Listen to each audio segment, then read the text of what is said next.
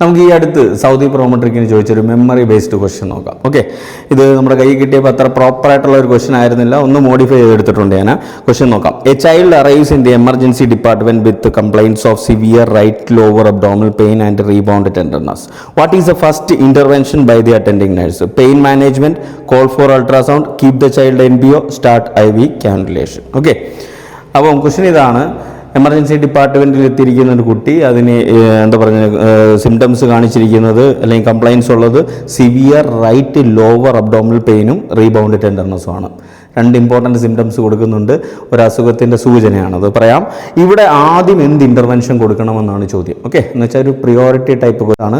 4 കൊടുത്തിരിക്കുന്ന ഓപ്ഷൻസും കറക്റ്റ് തന്നെയാണ്, പക്ഷേ അവിടെ ആദ്യം ചെയ്യേണ്ടത് ഏതെന്നാണ് ചോദ്യം. ഓക്കെ, അപ്പം ബാക്കി 3 കളഞ്ഞിട്ട് പ്രാധാന്യം കൂടുതലുള്ളത്, ഓക്കെ, അത് ഒരു പൊടിക്കെങ്കിലും പ്രാധാന്യം കൂടുതലുള്ളത് നമ്മൾ ആൻസറായിട്ട് പിക്ക് ചെയ്യണം. ഓക്കെ, അപ്പം എന്താണ് ഇവിടെ കൊടുത്തിരിക്കുന്ന ഈ ഒരു സിംറ്റംസിൽ നിന്ന് നമ്മൾ ഏത് അസുഖമാണ് സജസ്റ്റ് ചെയ്യുന്നത്, അല്ലെങ്കിൽ ഏത് അസുഖമാണ് നമ്മൾ ഡൗട്ട് അടിക്കേണ്ടത്?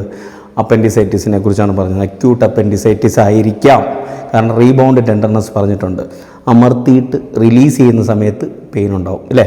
അതുകൂടാതെ വേദനയുടെ ലൊക്കേഷനും കൊടുത്തിട്ടുണ്ട്. Right lower quadrant, right lower abdominal പെയിനാണ്, അവിടെയാണ് അപ്പൻഡിക്സ് ഇരിക്കുന്നത്.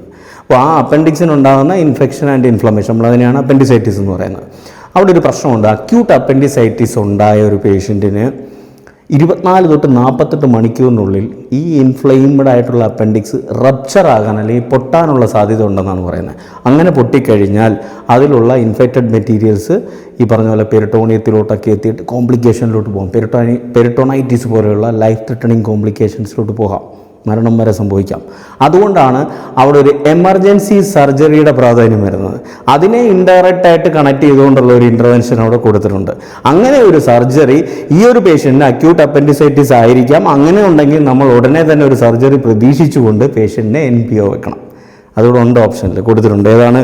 Keep the child NPO, C, അതാണ് റൈറ്റ് ആൻസർ. ബാക്കി 3 എന്ന് വെച്ച് കഴിഞ്ഞാൽ പെയിൻ മാനേജ്മെൻറ്റും അൾട്രാസൗണ്ടും IV കാനുലേഷനും ഒക്കെ വേണ്ടെന്നല്ല, ഇത് എമർജൻസി ആയിട്ട് ചെയ്തുകൊണ്ട് അതിൻ്റെ ബാക്കിയായിട്ട് ഫോളോ ചെയ്തുകൊണ്ട് നമുക്ക് ബാക്കിയുള്ള കാര്യങ്ങൾ ചെയ്യാൻ സാധിക്കും. അപ്പോൾ DH, HAD, MOH, Prometric, ENCLEX-RN, government exams, DME, AIIMS പോലുള്ള എക്സാംസ്, ഇതിനൊക്കെ പ്രിപ്പയർ ചെയ്യുന്നവർക്ക് വേണ്ടിയിട്ട് കോഴ്സുകൾ അവൈലബിൾ ആണ്. നഴ്സിംഗ് പ്ലീസ് ലെക്ചേഴ്സ് ആപ്പിലും വെബ്സൈറ്റിലും. കൂടുതൽ ഡീറ്റെയിൽസ് അറിയാൻ വേണ്ടിയിട്ട് ഞാൻ നമ്പർ കൊടുത്തിട്ടുണ്ട്, അതിലോട്ട് കോൺടാക്ട് ചെയ്യാം.